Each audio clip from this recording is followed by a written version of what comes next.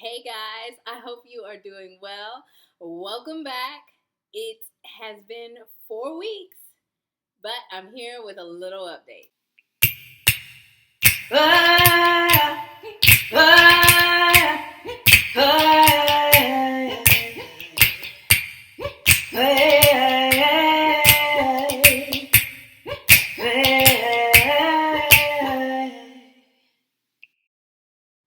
Hi, thank you for joining me. I am Sheena G, and I'm just documenting my first time homeschooling experience, homeschooling mom of 4.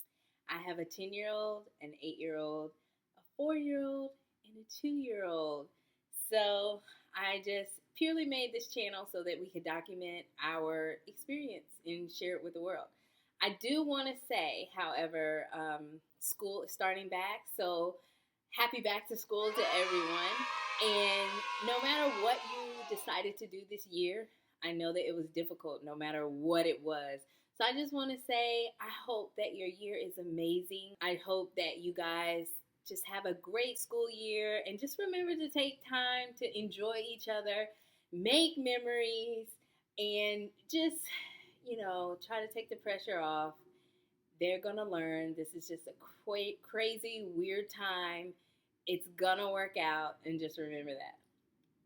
All right. Anyways, it's been 4 weeks for us, and I must say, I have enjoyed homeschooling, and I want to say that the kids have as well. Our first week started off, we started the last week of July, I believe. I don't know. I'll insert the day we started. I can't remember.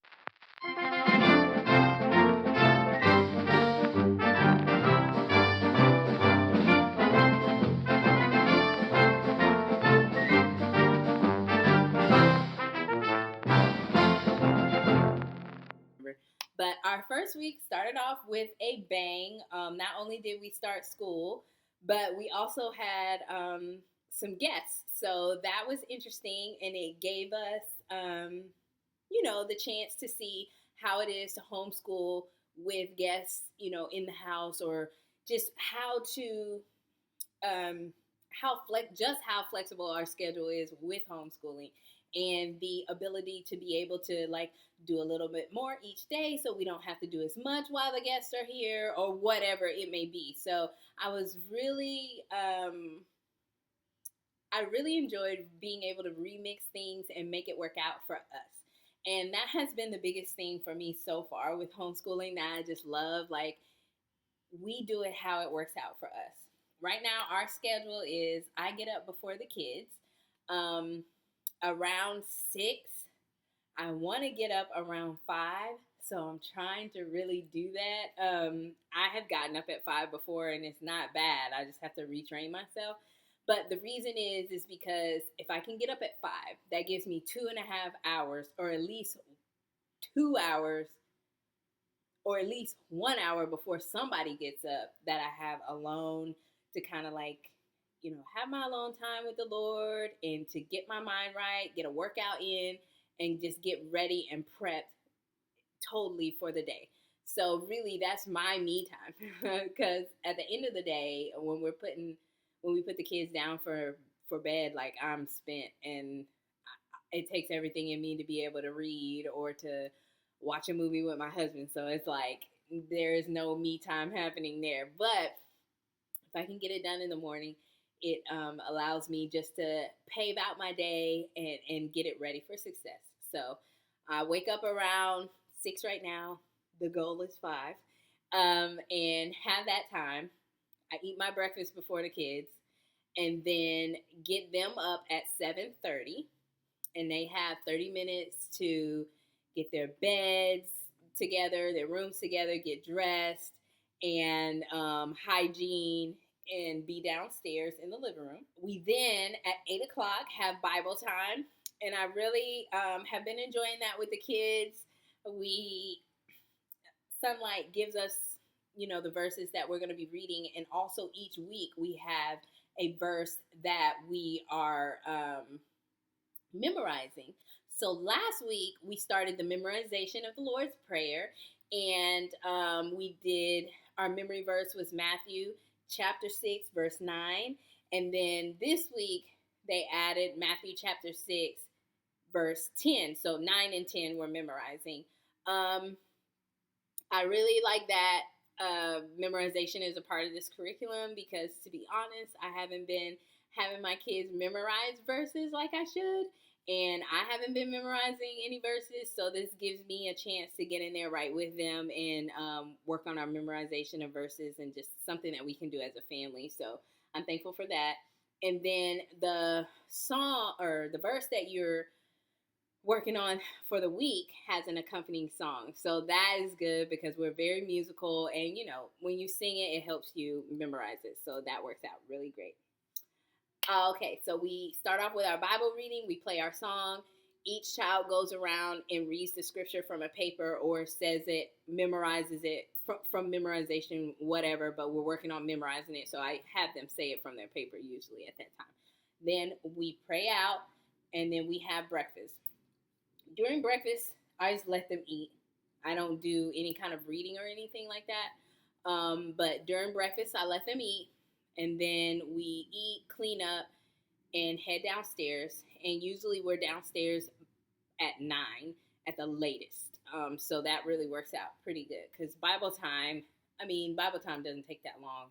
Maybe 20 minutes, more like 10, 15 minutes. So then we're downstairs. From 9 to about 10:30, we're downstairs doing our history, our geography, any read alouds that I have to do, and then also our science lessons. So with Sonlight curriculum, they have what they call couch lessons and then table lessons, and history and geography as well as the read alouds. And what read alouds are just books that I am reading to the kids. Those are all couch lessons. So we are actually downstairs in our big comfy couch, and we are comfortable, and I'm reading, and the kids are walking around and interacting and asking questions and looking, at the pictures and stuff. So I really like that time because I can, depending on what I'm reading, I can really, get into the actor that I am and really express my, use my different voices and all of that. So it's a fun time. That's a fun time. That's probably my favorite time of the day is when we do our downstairs lessons.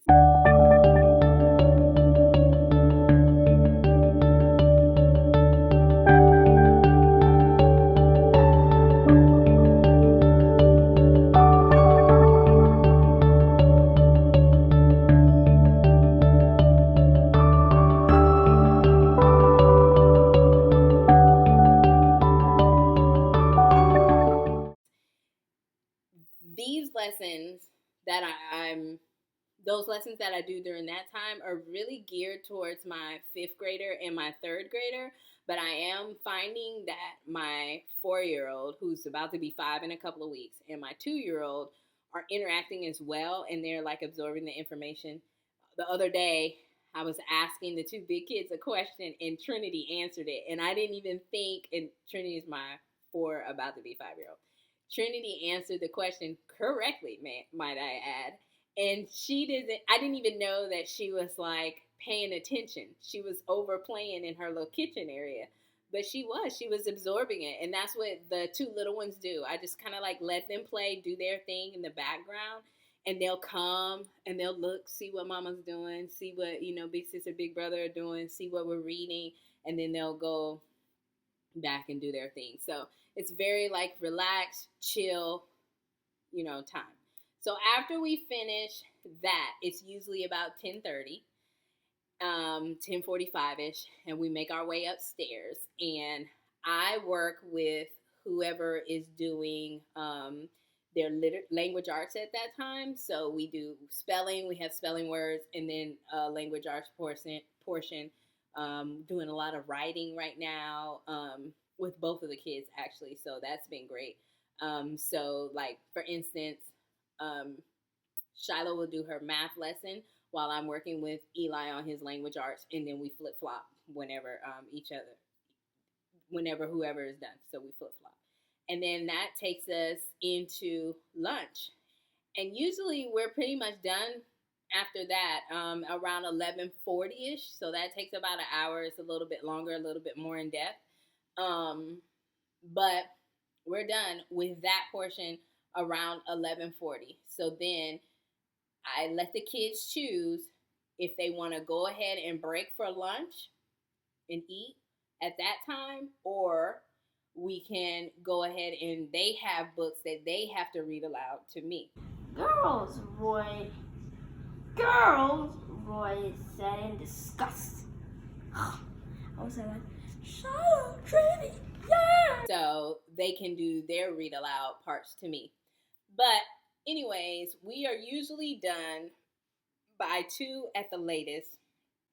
And that's with, all our transitions and stuff, taking a break for lunch. And then usually the reason why it is 2 o'clock is because I put the 2-year-old down. So it depends on how long it takes us for lunch and all that stuff. But I like that it's 8 to 2 and that, that is our schedule. It's felt really good. And I just wanted to take this 4 weeks to kind of see how that was going to go. And for the most part, I'm not going to change that out. Actually, I'm not going to change any of that at all. That has worked real well for us. There are a few things that I'm going to change here and there, but I really think the kids have done extremely well. I have already seen them grasp concepts and start to, just get a better understanding for certain things. So that's exciting. And I'm just, already seeing them learn. So this is the teacher binder. I made everybody their own binders. Mine says teacher and not mommy because, you never know. We might have a guest teacher come in. Daddy might be able to teach one day or, family member come in and teach because everything that everything you need to do is spelled out. Like the lesson plans are so in depth. All the questions that I have to ask the kids, everything that I have to do is spelled out here. So we did the 4-day-a-week curriculum. I don't know if I said that before. But we did you have a 4-day option, a 5-day option. We chose for the 4-day option because this is my first year homeschooling and we chose the 4-day. So with the 4-day, that gives us one extra day, for field trips. So we call it Field Trip Friday. But field trips, once things get going with homeschool co-ops, we'll join a homeschool co-op and I guess, have activities for them. So that just gives us that flex day to do those types of things as well as to make sure we're good for the week with everything that we need to do. So on Thursdays, after they're done with school, I have Thursday, Friday, Saturday, and Sunday to get everything out from the week prior, put everything in for the week coming, and then go through and make sure I have everything together and, just kind of read through and make sure I have a grasp of what I'm going to learn. But there has been at least 2 weeks where I didn't read ahead and I just went day by day. And it was good because everything is spelled out there for you. So I'm so thankful for that because I feel comfortable that if anything, God forbid, was to happen to me and I was unable to teach, like I got sick or something like that, it will be handled. All the person needs to do is just read the lesson plan. And I didn't have to make it. So thank God for that. Well, yeah. So here I'm just going to show some clips and stuff of how everything has been going.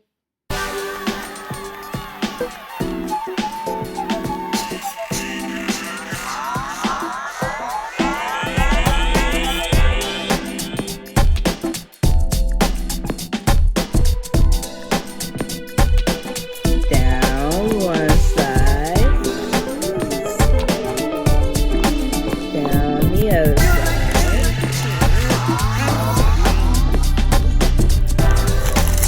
and across. Very good. That's getting better and better.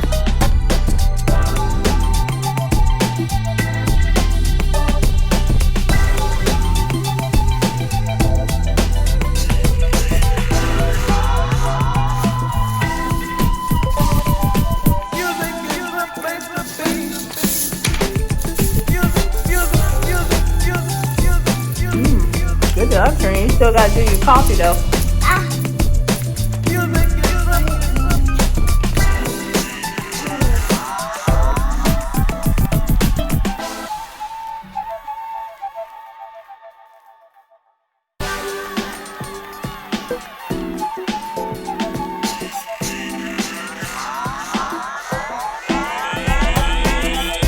Alright, we are on our first Girty Academy field trip. Asher! Field trip!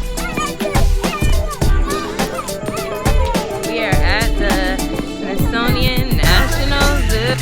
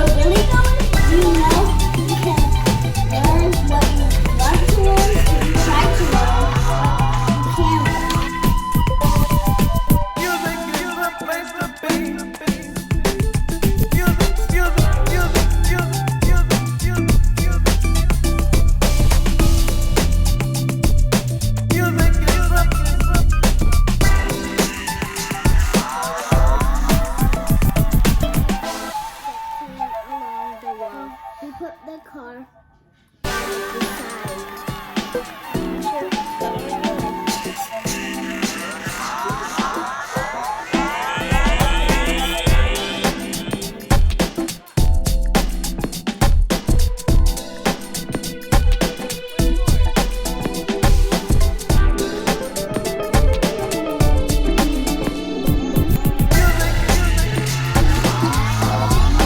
Like I said, it's been really great. If you like this kind of information, if you've enjoyed this video, make sure you give us a like, give us a thumbs up, subscribe to our channel, and join us on this journey. And like I said before, I hope and I pray that this year is an amazing year for you. Enjoy the journey, smile, have fun, and make the best out of this. All right. Bye.